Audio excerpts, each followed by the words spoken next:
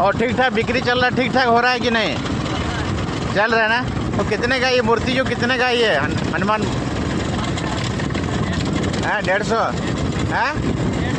150। अच्छा, और क्या क्या मूर्ति है साईं बाबा? अच्छा, आम बिनका में मिल जाएगा ना? अजी भाई अजी भाई नहीं रहा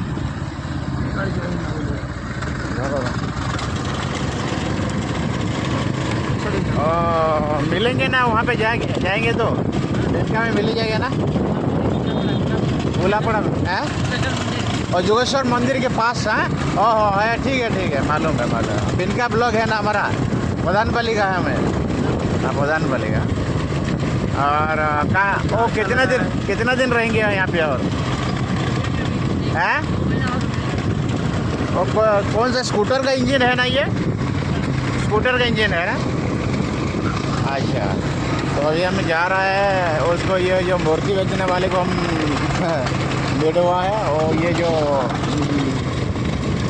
बहुत सारी हनुमान जी का मूर्ति है और ये साईं बाबा का और ये पैरट है और ये है